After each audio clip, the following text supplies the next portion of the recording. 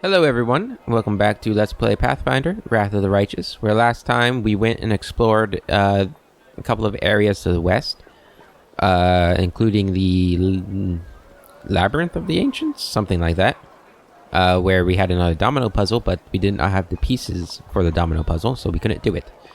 And then we put Ninio's mask at the Riddle statue, at the Nameless Ruins. We came back, did some council stuff, and that's really it. And we were pretty much out of things to do until Queen Galfrey arrives. So right now we're going to go talk to all of the people in Dresden. See if anybody has anything new to say. Arushale is back at her usual place. She's watching the people with a barely noticeable gentle half smile again. I got a lot of stuff to ask her. I've managed to change Dresden's past. What about yours? Arushale casts her gaze down. My memories are chaotic. I remember both the things that have never happened and things that could have happened. I remember Dresden falling under the demonic attacks, and I remember Dresden standing strong against them. Only my efforts turned out to be in vain in both cases. Warden Staunton of Dresden did not believe that I had come to the fortress gates to turn myself in. He would have killed me on the spot if not for the interference of Desna's priests. That's how I ended up in the dungeons. Right. I'm sorry that your dreams turned into a nightmare. Don't be sorry for me. It's all a part of my journey, and it would be very naive to imagine my path to redemption as a sequence of pleasant dreams only. I've already described my countless evil deeds to you. Mortals suffer from nightmares born of their past, and I am glad that I had a chance to experience them as well. That shadow from your dream, who was that? Please, don't ask. I don't want to be reminded of it. I knew him in the past, and I was hoping that he would never reappear in my life. We both caused each other a lot of pain. Please, don't make me relive it all again. Ah, an ex-boyfriend. Hate him.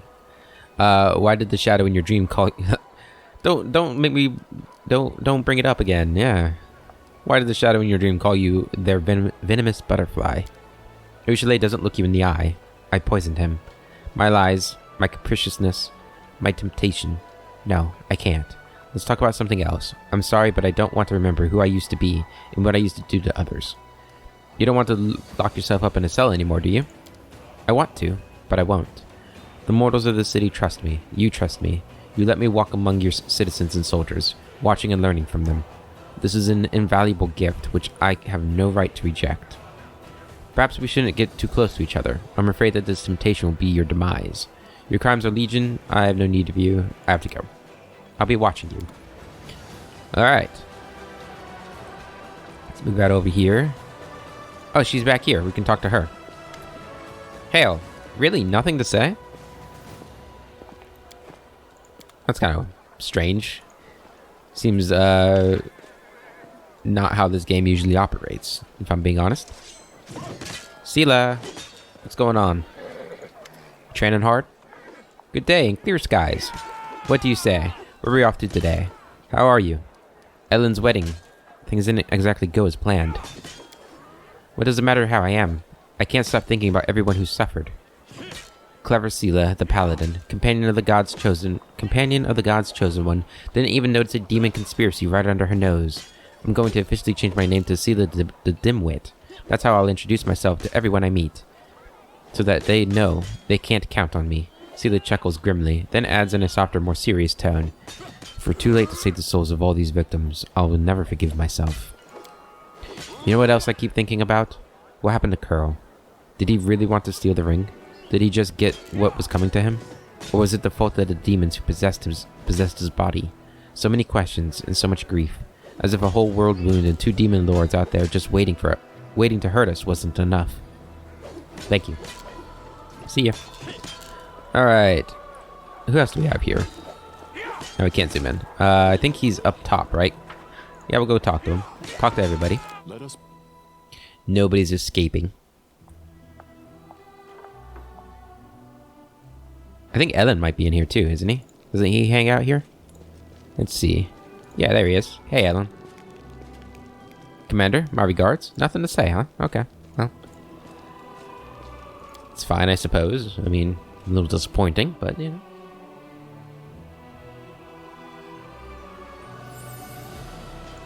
Hey, buddy. Commander, What's your responsibility in my army? I guess I never talked to this guy, have I? Enlisting, screening, and training recruits. Furthermore, by Her Majesty's orders, I was appointed as the chair of your staff council. As he mentions Galfrey, his voice assumes a tone of deference and reserved pride. Tell me, Captain, what does the staff council do? In short, we make sure that whatever orders are given, they are executed properly. Our job is to keep the soldiers' morale high, so they always follow their orders, commands without question, or officers' commands without question. As for the officers themselves, we look out for any unseemly or incompetent types who subvert the troops' trust. I will report any staff-related issues to you, suggest solutions, and ensure that your directives are followed. Tell me about yourself. Affirmative. I hail from Syrian. My parents were caravanners. They knew the entire length and breadth of the desert, fearing no heat, thirst, or wind. They told me that I was born after they miraculously survived a fierce sandstorm, one that raged for 5 days straight, blocking the sun out of the sky. We call sandstorms like those matins.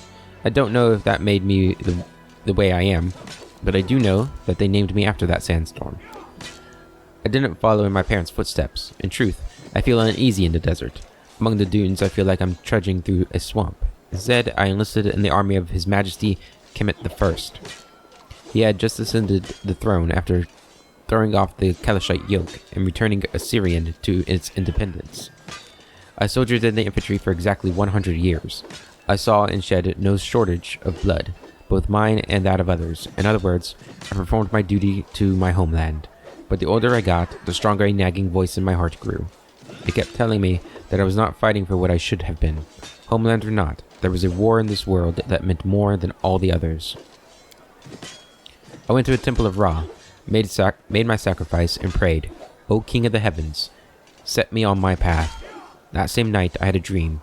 I was a sandstorm, flying above endless lands as if I had a falcon's wings, over the desert, the sea, and the forests, right towards the world wound. My God had shown me the path. That was clear as day. I resigned and left for faraway Mendev. For 24 years I had served Her Majesty Galfrey, had a good taste of the abyss, and that whole disaster in Canabras occurred, and the Queen called for a new crusade, and here I am, fighting under your command. I have to go. I served the 5th Crusade. I like that guy. It was a cool story. Cool story, bro. Alright, let's head out this door. I think this will lead us down to Lan, if I remember the layout correctly.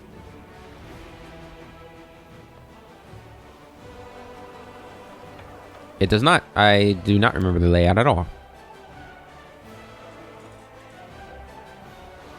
Alright, so we have to go back through here. Don't mind me, Ellen. He's probably thinking, what the hell is wrong with you, Commander? Don't you know the layout of your own garrison, or barrack? Oh, I thought I went back up top. I was like, oh no. What have I done? Alright, so Lan's down here. He is the next one on our road, right? Yeah. Lan and Chief Soul.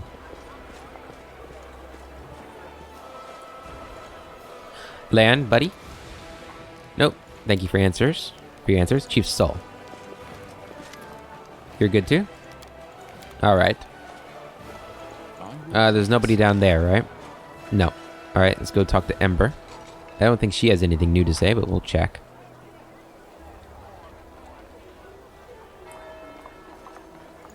Ember? Nope, you're good too. Alright, let's keep heading over here. CR. There you are. Nope, you're good. Holven. I doubt you have anything new. We just talked. Yeah. Porgus, I don't think you have anything new. Nope. One-Eyed Devil. Nothing for you. Do you have anything I want to buy? I don't think so. I don't think you do.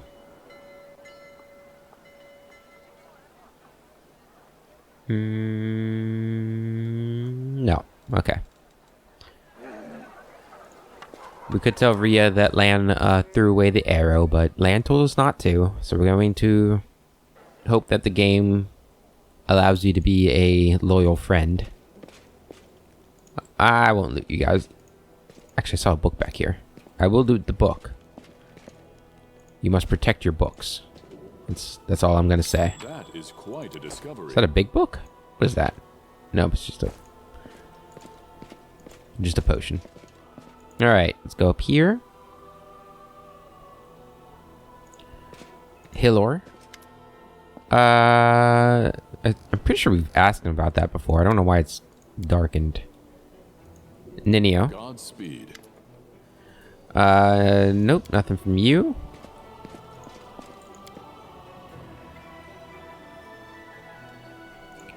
Okay, back out here. We can check the jewelry shop, see if there's anything new there.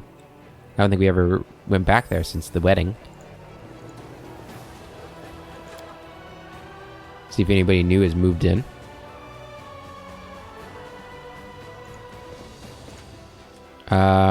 Does not look like it. Let us press on. Let us press on indeed. Okay, we'll go to the tavern next. Anybody out here? I don't see anybody. Okay, tavern. Half Measure Tavern.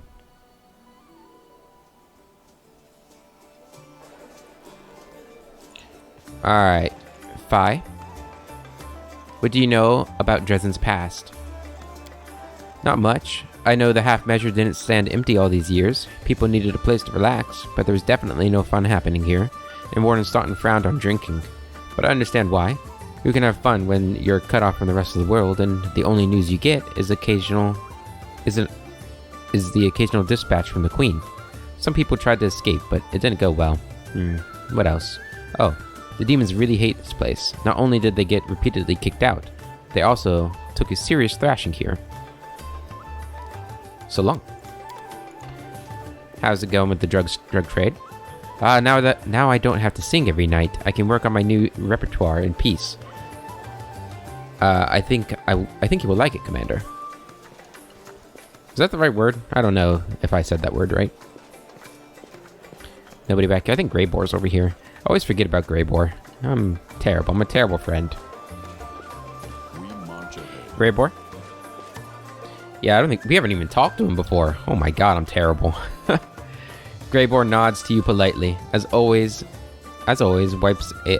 wisps of sweet smoke rise from his pipe. Can I help you, Commander?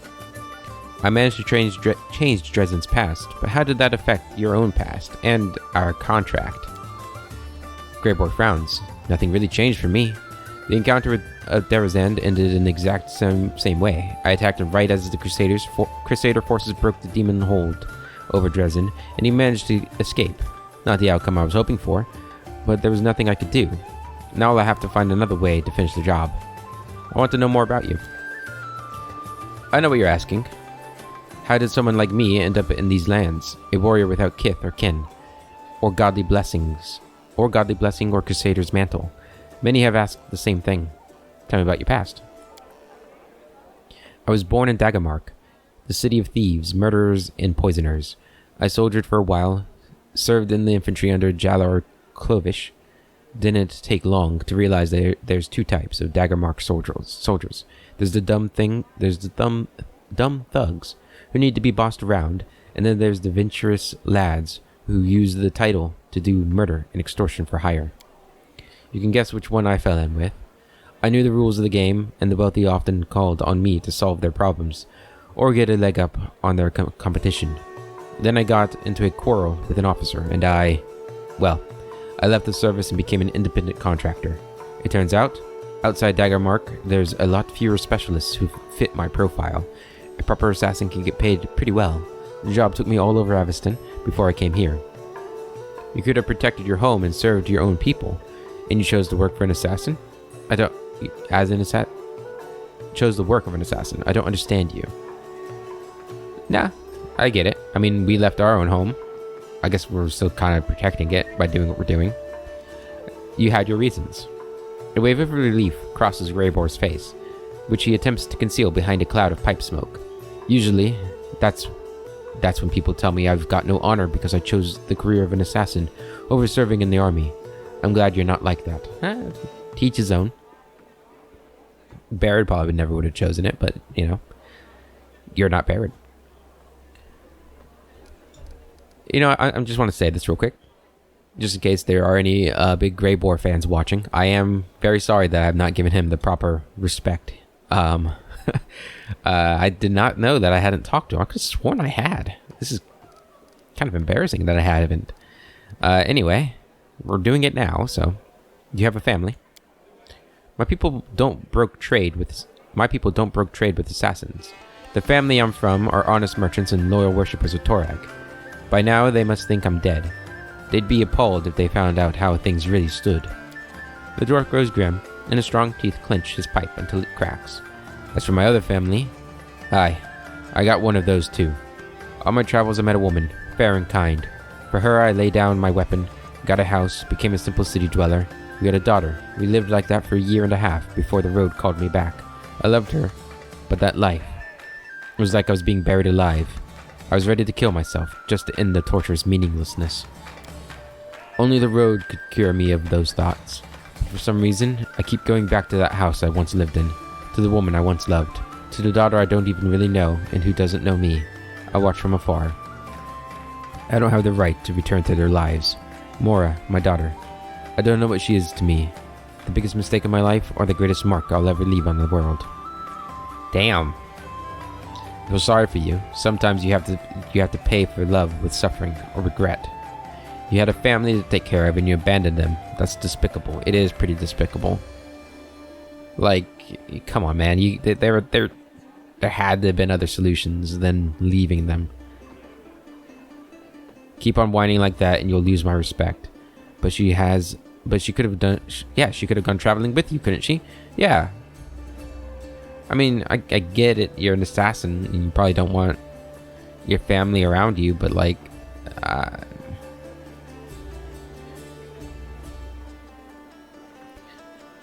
you had a family to take care of and you abandoned them. The dwarf's jaw freezes and there's anger in his eyes. You're right. I shouldn't have let you wheedle that out of me. Get a life, man. I take it back. I disrespect Grey Boar. This guy. What brought you to the World Wound? Oh yeah, I remember I was upset with him after the dragon fight too. After I failed to stop the dragon, he got all pissy with me. The dwarf shrugs. What did I just ask him? What brought you to the World Wound? The dwarf shrugs. There's a lot of good jobs here, and not many competitors. A lot of dangerous demons, and every one of them has gobbled up someone's son, wife, or best friend. And who do they come to for vengeance? To the Crusaders? They're bound up by their orders and their lack of necessary skill. The people who hire me don't want to wait until the crusade ends, if it ever will. That's where I come in, ready to deliver targeted vengeance, today, for a generous fee. What's your opinion on the crusade? I'd lie if I said I'd see much difference between me and the Crusaders. Times now aren't like they were during the First Crusade. Nowadays, the ranks of the Crusaders are filled with fugitives, opportunists, exiles, nobles, fortune hunters, and lads who just plain love carnage. And all of them would thank the gods for the world that the World Wound is still open. Otherwise, they'd be busy with robbery and murder. And when they met me in the street, they'd not be wearing noble scowls, but taking off their hats and dressing me as sir. But Crusaders are guided by their duty and loyalty to the Queen, not money. Don't you dare compare Crusaders to criminals. They are fighting against a demon invasion. You're right. Sometimes I wonder how these fools still haven't figured it out. Sounds logical, although not many Crusaders would agree with you.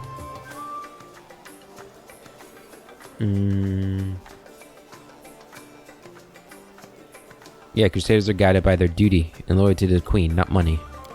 The dwarf weigh your words. Ha! One more excuse for why, out of all the professions, they chose the one that gives them the right to kill. And as for excuses, they're like a hole in your ass. Everyone's got one. Okay. You satisfied my curiosity. Tell me about your craft. Like any master of his craft, I can talk for hours about the subtleties of my trade and my finest works. Or would you prefer to test me yourself? What's the most important thing in an assassin's work? Greybor chuckles. The first rule of an assassin? Bring the head back with you. Seriously though, tactics and equipment are what matters. The winner isn't the strongest, but the one who strikes first. So long as that's also last. When I get a job, I don't rush into things. Let the victim know they've been hunted. Let them reinforce their guards, trust no one, and fall into paranoia. And only when the victim is exhausted, at the end of their tether, do I come in to wish them sweet dreams. It might sound funny, but believe me, no one's laughing in that room. Are you haunted by remorse? None at all. I've met a lot of good people, but many of them had a generous price on their heads. Everyone is a thorn in someone else's side. For some reason, folks imagine the good lads have fair rights to ruin the lives of the bad ones, and not the other way around. But it's only the morals of the majority that determines who's good and who's a villain. And those morals shift every day. I've been to many different places, talked to many different people, and the morals were different everywhere. Killing for gold is horrible. How do you sleep at night? Your words are true. Self-reproach is for weaklings and cowards. Lords, judges, and priests should deliver death sentences, not you. Nah, I am the only one that should deliver death sentences. Lord Barad. Some people just have to die, and the sooner the better. I'm sure you've killed a lot more scumbags than good people. Well, I hear ya. I think your words are true. Self-reproach is for weaklings and cowards. Nah, I don't know. Yeah, I don't know. Do we... Lords, judges, and priests should deliver death sentences, not you. I guess we are considered a lord, right? I mean, in a sense. We're commander. It's probably lopped into those three. I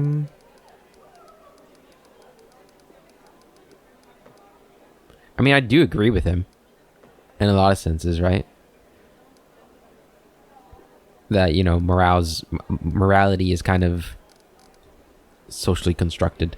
To an extent. I mean, I guess there are some universal things that are considered evil. You know, murder, for instance. I think most people would say, I think most cultures and most societies probably don't think murder is a good thing. We'll go with this one. Your words are true. Dwarf nods agreeably. From my experience, people mostly hammer on about remorse and ethics when they're trying to justify their inaction or cover up a misdeed. You must value your reputation a great deal. Greybor nods with dignity. Of course. In my line of work, reputation is everything. Keeps away random fools who are looking for a fight, and the right people know I can be trusted. Anyone who has no care for their reputation is no better than a frog-eating kobold. There's no doing business with those hacks. The best you can do is use them for a job and then kill them afterward. Whereas I, as a professional with a name, demand respect from the client. Tell me about your best murder. Tell me about your murder. The most difficult one was a professor at the Clockwork Cathedral in Absalom. The very existence of this wizard mechanic was a secret, and almost nobody knew his face or his name. Hunting him down was a symphony of violence and hard tactics. I had to sneak through the secret underground palace that looked like a wind-up dollhouse put together by a psychopath. No rational mind could have invented such an intricate trap, or intricate traps. And there were mechanical cutlass spiders everywhere. They nearly took 2 fingers and an ear. The professor was a dangerous bloke. Day and night he wore a deadly mechanism as a sort of armor, which made him look like an 8-legged, steam-spewing, winged monster. But I came prepared. A tomb raider from Osirian had taught me how to avoid the traps, and I opened up his armor suit with a lick-toed goblin sword. It's not even a sword, more like a giant can opener. They used them to pull fallen knights from their armor to devour later. But I digress. I tore open his armor and saw his true form. Don't ask me what it was. I'll just say it was very unexpected. The mechanic went berserk and attacked me with incredible force. He was too much for me, and I had to flee. The fool thought he'd won until he realized I'd reassembled all his traps into a giant death machine. 2 minutes after I escaped, his palace turned into a cloud of dust. Without his immaculate armor, my mark was sent on his merry way to... well, I suppose he's on a plane for broken golems and music boxes. Do you worship any gods? It's my family's way to worship Torag, but he's not my god. Many craftsmen venerate Torag, and I consider my work a craft, but Torag's priests also say that he abhors murder. Either way, I name another god as my patron, Norgabur, the god of dark and unlawful actions. He and I, we have an understanding. Norgabur Blackfingers is my patron. Unlike many of the other gods, he himself is once mortal, which makes him honest. Wow. Does it? That's kind of... His teachings are built upon the grim truths of the streets and that raised me. Norgabur will not try to fool you. He will never demand that you achieve perfection. After all, everyone knows that he is not perfect himself. I find a lot of flaws with the logic in your words here. Countless psychopaths and other scum worship him too. Butchers who've conducted mass murder call him Father Skinsaw. Boneheaded street vermin thank the Grey Master for a bunch of coins they've managed to wrest from a passerby. And of course, the most despicable of them all, those who praise Norgabur as the Reaper of Reputation. Those disgusting rotten rats. Politicians. I have no more questions. What do you think of your new powers? The dwarf glances at his hands. They're strong and firm, and abnormally lean for his race. A nice bonus. My career is in for an upturn. Who knows, maybe one day I'll pull off a truly mythical job. A deity, or a demon lord, or something of that sort. Do you like working for me? After some thought, the dwarf offers you a slight smile. Yes, I like you, Commander. You don't keep me from doing what I do. You don't try to preach at me. Well, except with my family, that I left and abandoned. And you act with precision and competence. I respect that. I want to know more about your last client. He decided to remain anonymous, but I suspect his name is Willidus. I'd already struck off a few lesser demons for him, and later, in Canabras, a stronger one. And in the battle for Dresden, the client insisted I kill the demon with a dagger he gave me, and tell the wretch that Willidus said hello. According to my client, one stab would be enough. But it turned out differently. The demon survived, a stain on my reputation. I don't know why he got it wrong, simple incompetence, or did he just set me up to fail? Either way, I'd love to have another chat with this Willidus. I'm breaking our contract. We can stop there. Garibor nods silently and focuses on lighting up a freshly packed pipe.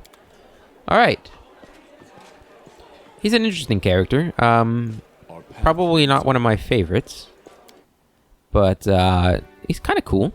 I like his backstory, even if I don't agree with his choices. I think his backstory is pretty neat and interesting, and I hopefully we'll find out more. Maybe we'll help him reconnect with his family or something. That'd be good. That's a good thing to do. Oh, hold on, what's this? The names of great crusaders and their closest companions are commemorated on this wall. Illustrious crusaders of the past and their companions. Desiderion...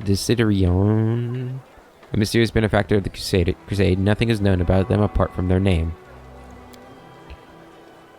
James Jones, a great warrior of the Crusader army. Are these, These are probably, either devs or maybe, backers of the game. I think it's probably backers, huh? I don't know. That's kind of cool, though. Lady Konomi. Yep, you're good to go. Alright, back into the inner circle. Or the inner part of the citadel, whatever. Anybody over there? Nope. Okay, so we go this way. Woljif. You're good to go. I don't think the blacksmith... We talked to Wilser already before, haven't we? Yep. You guys have nothing to say. We'll talk to the person on the steps when we go up there. Oh, a book. My book. Mine. Thank you. Nobody over here. This used to be where Camellia was, isn't it? Oh, Darren's here. Hey, Darren.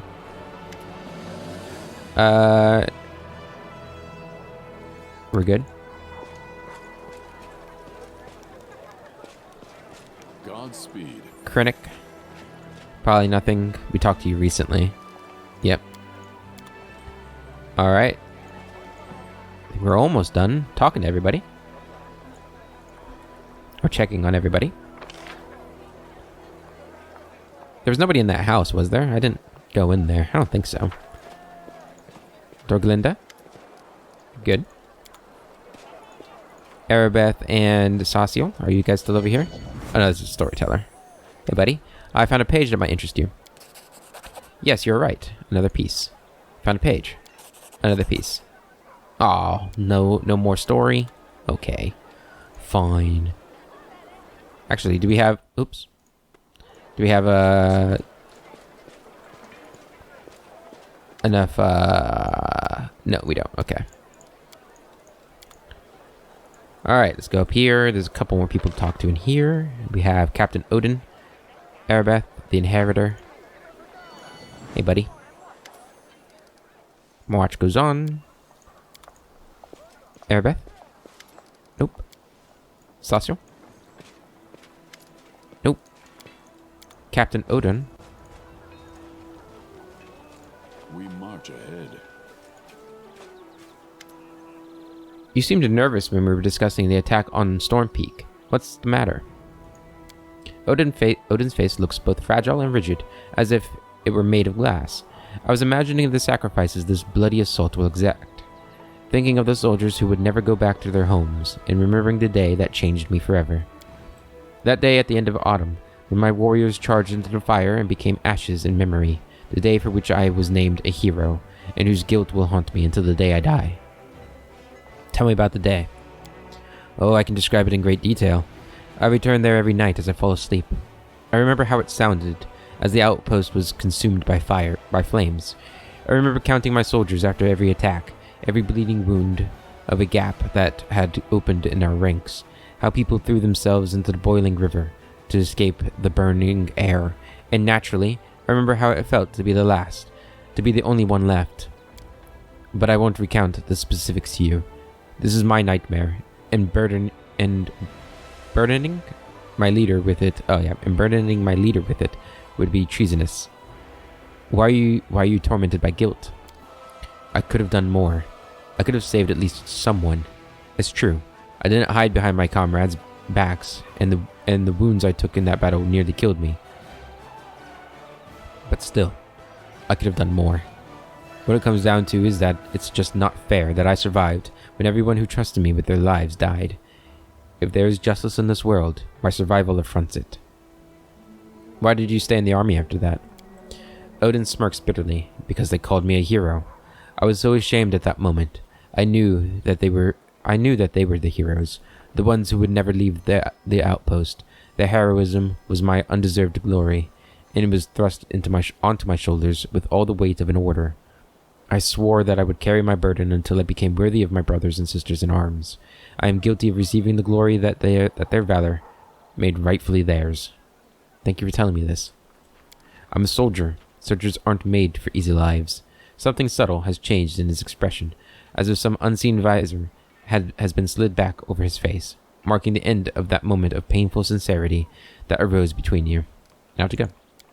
I'm always at your service, Commander. Our path leads. I like Odin. He's a cool guy. Alright, let's talk to Nevia and Malaise. See if they have anything to say. I think Reggie's in here too, if I remember correctly. Yep. Hey, Reggie. Nothing from you? And Nevia? I don't think there's anything from you. Okay. Malaise? Nothing from you. Okay. We are done. I think we need to rest. I don't actually think we need to rest, but we're going to. Make something else. Make a scroll of displacement. Begin resting. As such, the genetic predisposition of an individual for magical abilities is not an overriding factor in the manifestation of said abilities in said individual. True. Hello? Have you all fallen asleep? Oh, that's great. Imagine that happens every night. I like to imagine, like, most of the time she's just talking to herself too. Nobody's actually listening to her. We want to put away some of these things that we are not using. So a lot of these helmets.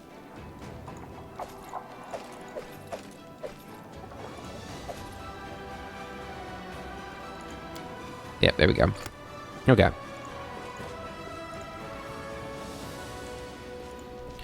Let us leave Dresden. See if there's anything new on the map. I guess it doesn't really matter who we take with us.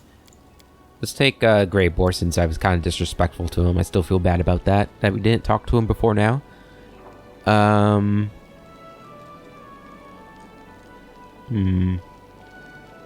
Sela, Ember, and Arushale. Let's go with that group. Now, I don't actually know if we're going to be going anywhere, if I'm being honest. Let's take a look at the map here. We got a new decree. Preachers. Go ahead and do that. For 20 days. So that's almost 3 weeks. Alright. It is a new day. How close are these armies over here? It looks like they're both going after this group. Who are those guys? Oh, we need to send you guys down. Get on down to Treason Home.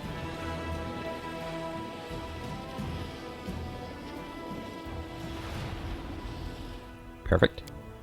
Group up. I have a lot of clerics there now, that's good. And then you guys head on over to Gloomy Gorge.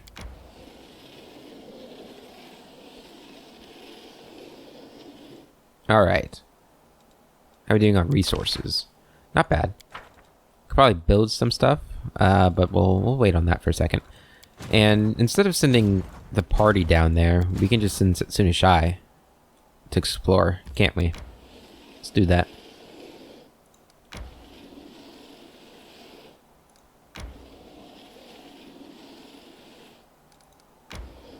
Okay, so this is actually going up to here. Okay.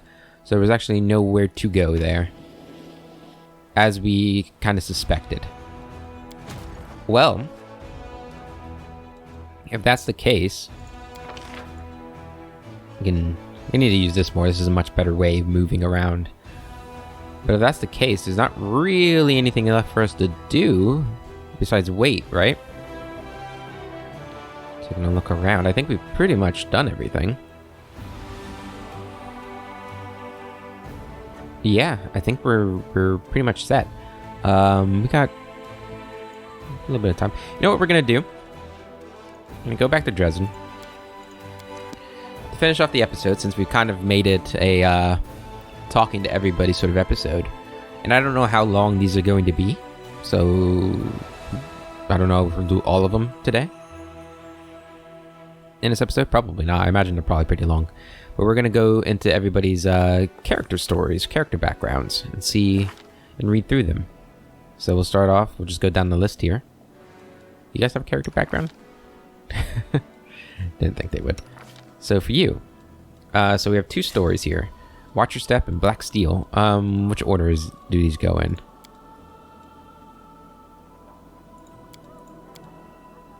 Whitish locks of hair on his head mark the time. Oh, so the... Okay. Alright, so these aren't too long. Black Steel. The whitish locks of hair on his head mark the time until his inevitable death. Yet his own fate doesn't seem to worry Regil Derenge. A Hell Knight to his very core. For those who hone themselves into living weapons, there is no greater purpose than to strike. However, only time will tell where the strike will land. And watch your step. Trust. Does Regil Derenge understand the concept? Apparently not, for he did not hesitate to arrange a test for the commander, a challenge designed to identify his weaknesses and traitorous ambitions. Only one thing is clear. Regil will not serve anyone out of a sense of loyalty or friendship, but out of respect? Yes. However, respect must be earned. Cool. Saciel, got more for you. Okay. A kind man's war. What is this soft, kind man doing in a war? It is easy to imagine him harvesting ripe grapes. It is easier to imagine him harvesting ripe grapes than killing enemies. But he came here and his hands are scarlet, not with berry juice, but with the blood of slain enemies and fallen friends. This servant of the goddess of beauty gives all of himself to his comrades, trying to protect as many lives as he can. But who will protect him?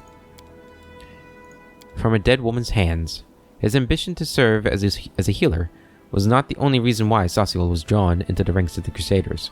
He is searching for his brother, a paladin who went to war and vanished without a trace. All attempts to discover his fate thus far have led to nothing.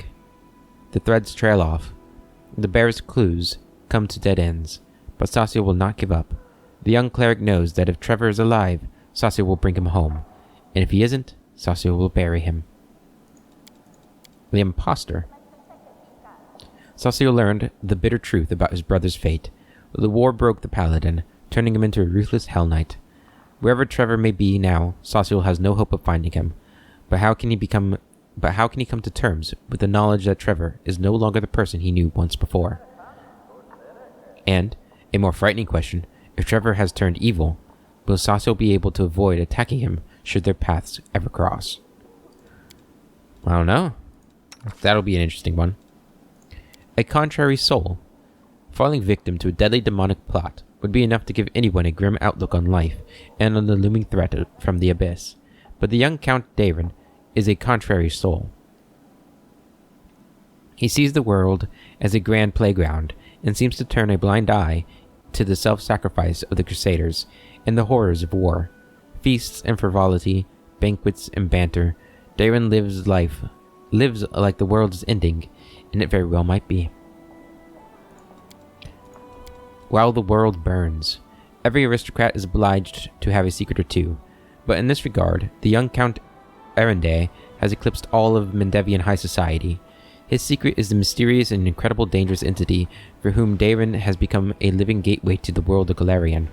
The Count has already spent 10 years living in the unseen presence of his unworldly guest, completely unable to tell his soul about it, and no matter where Daron's gaze may turn, someone else is watching through his eyes. The other. Ominous. Ninio. Life in the name of science. The line between fascination and obsession cannot be seen up close, only from a distance. Ninio considers herself a great scholar, master of all sciences, and an unparalleled experimenter, but most others see her as a lunatic and thrall to knowledge. That which was forgotten. Thanks to her unique methods, Ninio is able to forget whatever she deems irrelevant to her scientific research. To the commander's surprise, this list of forgotten facts also includes Ninio's past and her race. It begs the question, are there other surprising facts about the researcher that she would prefer to forget? That is actually a very interesting question. I wonder if there is any sort of dark past that she forgot because it was too painful, not because it was just scientifically advantageous. Lan. Distorted, not broken. Lan, the mongrel, is a curious sight even for the distorted lands of the world wound.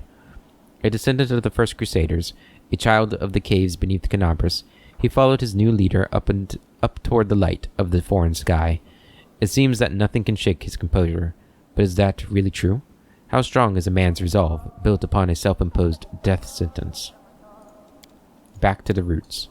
Lan, after promising to lead the mongrels to the surface, once again met the woman who had meant so much to him, the woman who had betrayed not only their friendship, but all their mongrel kind. However, this bitter encounter was worth enduring for one reason.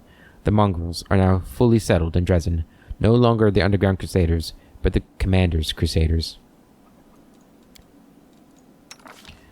Arushale, a demon's heresy. A rare specimen, a turncoat demoness, a succubus who has betrayed the forces of evil, hoping to change her own vicious nature. The Crusaders don't trust her, and for good reason, since even she can't fully trust herself. Will a monster who has stepped on the thorny path of redemption travel it to the end? Borrowed dreams.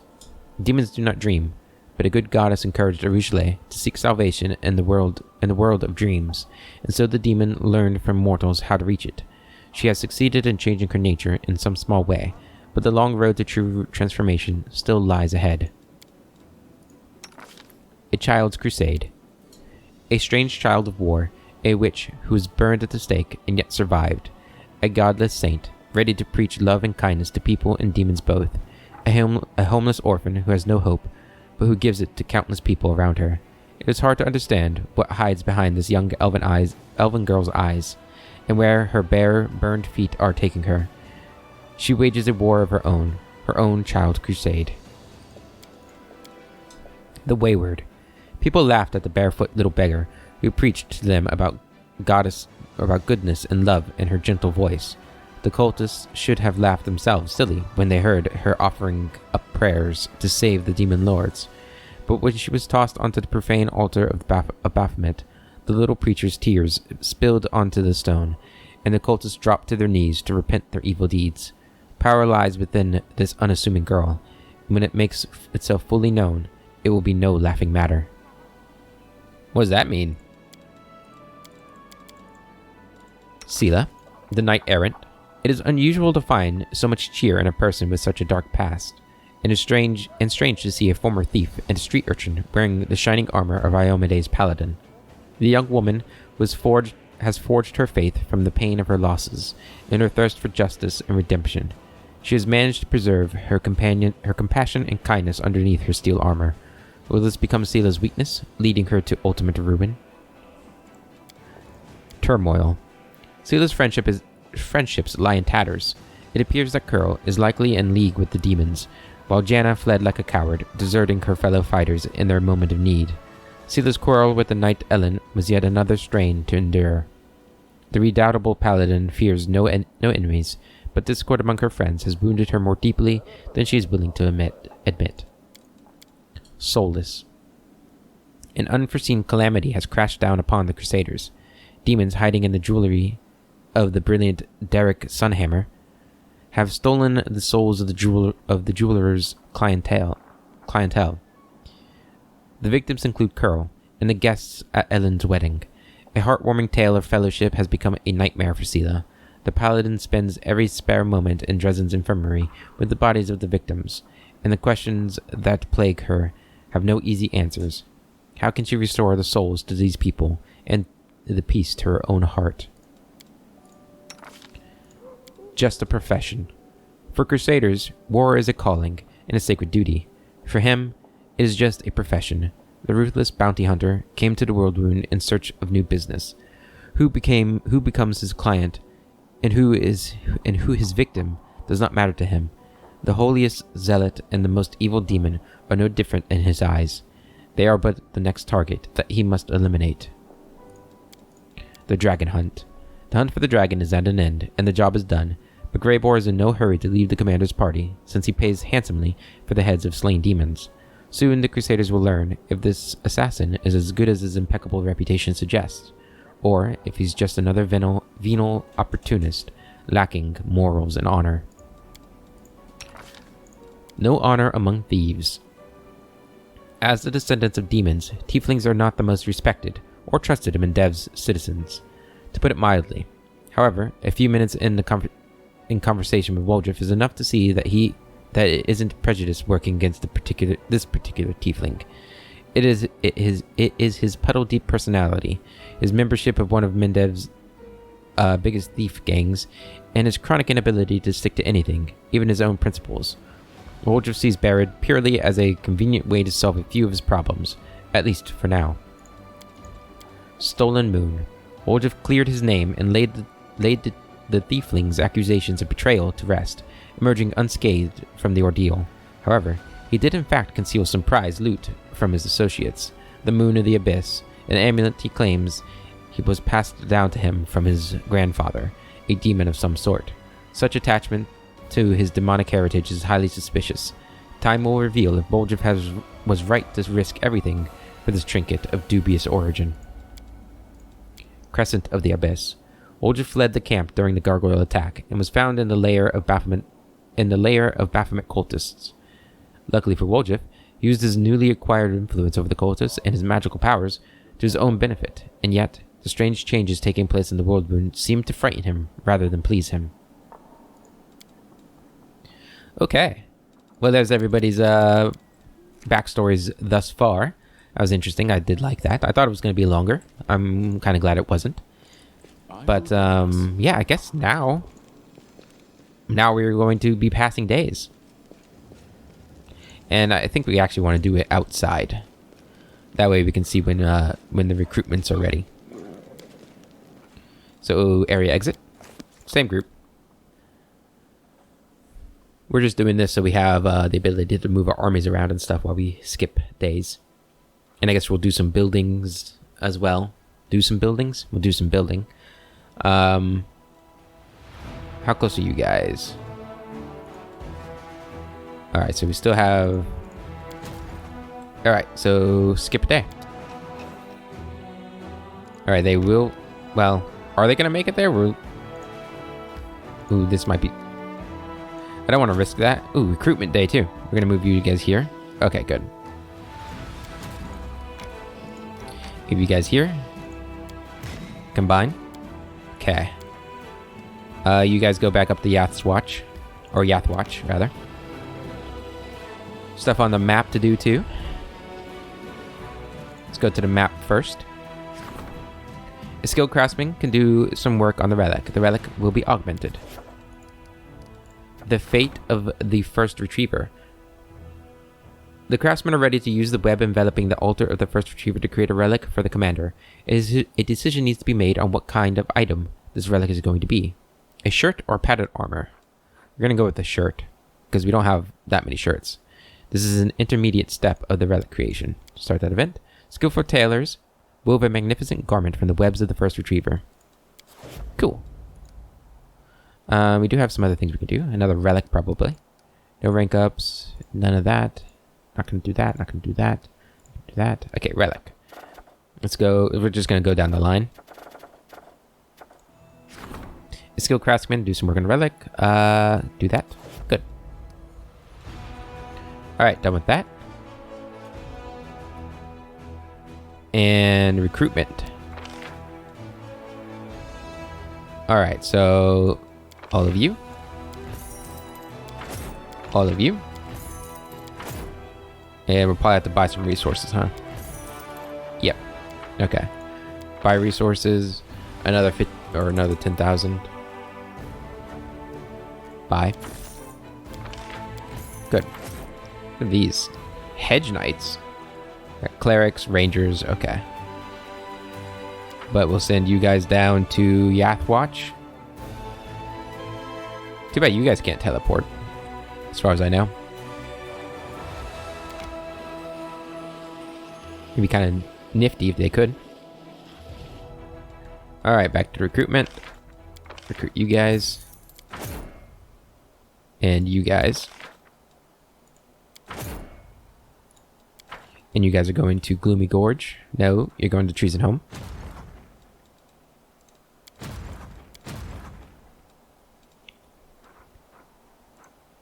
Go ahead. And I think only the Rangers are for this army, right? Yes. Cannot recruit you guys. Buy another 1,000. I know we're spending a lot of money on these things, but it might not be the smartest idea, but it's what we're doing, so not much to be said about it. Okay, send you guys over there. And while you're doing that, let's go ahead and do a free search of this. Champions. That's good. Do we have barbarians here too? No. So champions we will recruit, but we can wait. I think we kind of have to wait too. Alright. Let's see how you guys do. An enemy army has reached you and now attacks.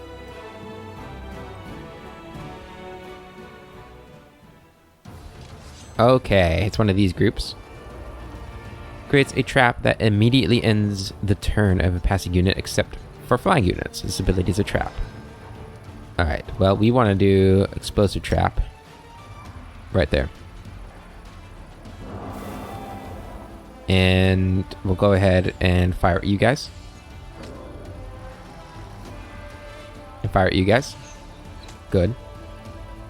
We're going to hold off. It's going to move forward. No, it's going to spit. Ooh. Well, that did some damage. 42 to the fighters. Damn, that sucked. Move up. You guys move up. Move up. Okay, so we can do... Who took the most damage there? Heal them. Good. You're gonna move up. Okay. There go them. Attack them. Attack them. Need to get rid of these guys. Really? You can't move any further than that? That's fine, I guess. Heal these guys. You guys are gonna attack. 6 damage. Ooh, 2 attacks. Good. That's actually fantastic, because that's not gonna do much damage there. That did more damage than I was hoping it would. Fired them. They're gone.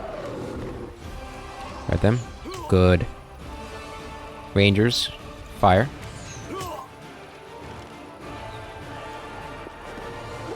There we go. Go ahead and heal them.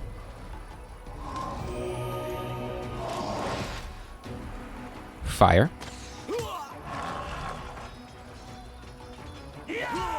So far, so good. Okay.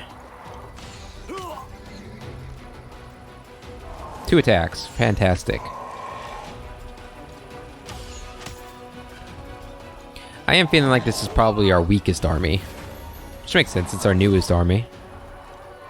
Go ahead and heal them. I don't know if they really need it, but yeah, it's a little bit. It'll help us do some more damage to them.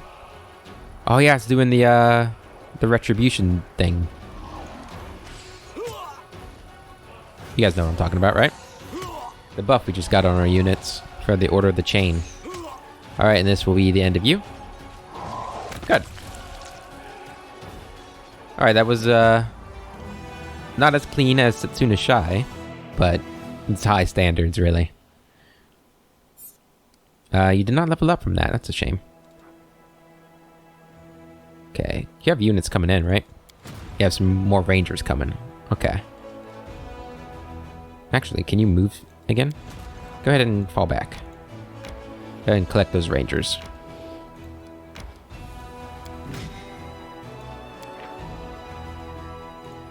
There you go. Good. Alright. So that's it for recruitment and everything. They're still moving forward. I guess we'll, yeah, I guess it's time to skip another day. Let's skip another day. Okay, now you're gonna go and fight them.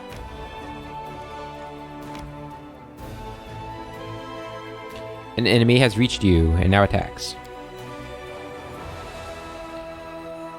Good luck. Alright, it's another one of these. So go ahead, flame trap.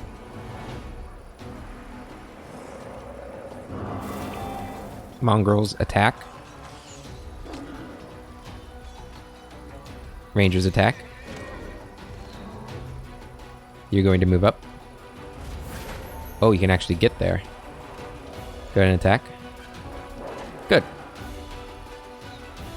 That'll hopefully make it so that does less damage. Although that's not good, is it? Move up. Move up. Okay, heal you. Fire away. Fire away. You're gonna move over here. So this guy has to move up to you. What? Well, that did a lot of damage to them. Go ahead and do this on yourself. You're gonna come over here and attack. Attack. Go ahead and heal them. And attack. They're almost dead. This will probably finish them off. Well, just about. Oh, 2 attacks. Fantastic. Yeah, finish them off. And they killed themselves upon me. Good. Alright. Good, we didn't lose anybody in that fight either. And she leveled up. Good.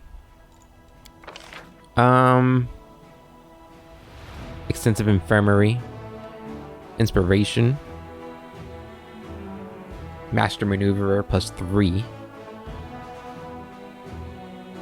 Or Master Maneuverer 3. Do we have Master Maneuverer 2? Oh yeah, we do, okay. Do we want to do it again? I think Extensive Infirmary is good. We want that. Yep, that'll be good. Alright. Back to Gloomy Gorge with you.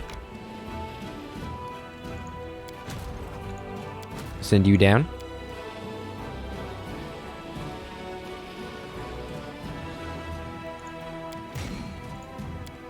Still rank 7.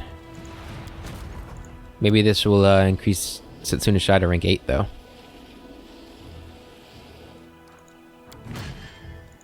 It did not. Damn it.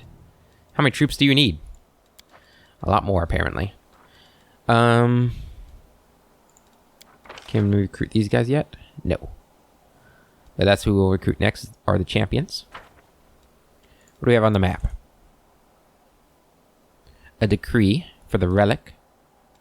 Enchanting the altar of the first retriever. Yep, that'll be a good thing to do. But, I think we'll be skipping another day. Let's, actually, we're going to be ending the episode here. But let's go ahead and make sure we have all the quests we want done here. Hey, one of these went away. Is that because Holren arrived? Go ahead and do that. Sword of Valor.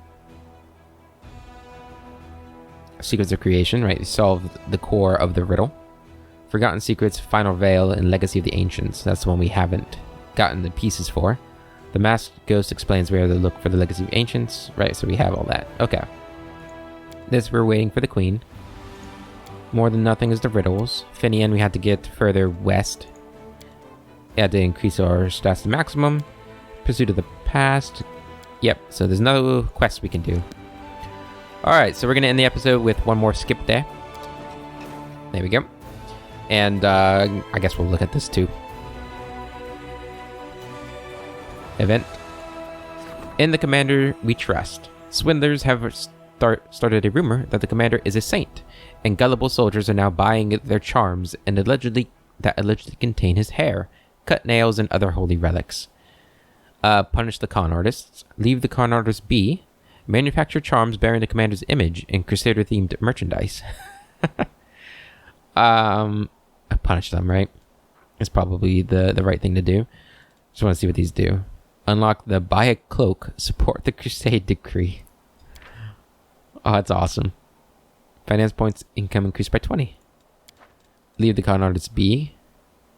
No, punish the con artist. That'll increase our leadership by 3,500, which is good. Start event. False hope begets only regret. The Commander has prohibited the sale of the charms and dispelled the rumors, earning the soldiers' respect. They value their Commander for his honesty, not for his divine origins. Well, I mean, you can honor me for my divine origins too, that's fine. Okay, it's actually taken us... It's got a lot to go for that. Okay. So we're done on that. Let's just recruit these guys now that we have the money. And send them off to do their thing. Which is going to be down to Treasonholm. God damn it.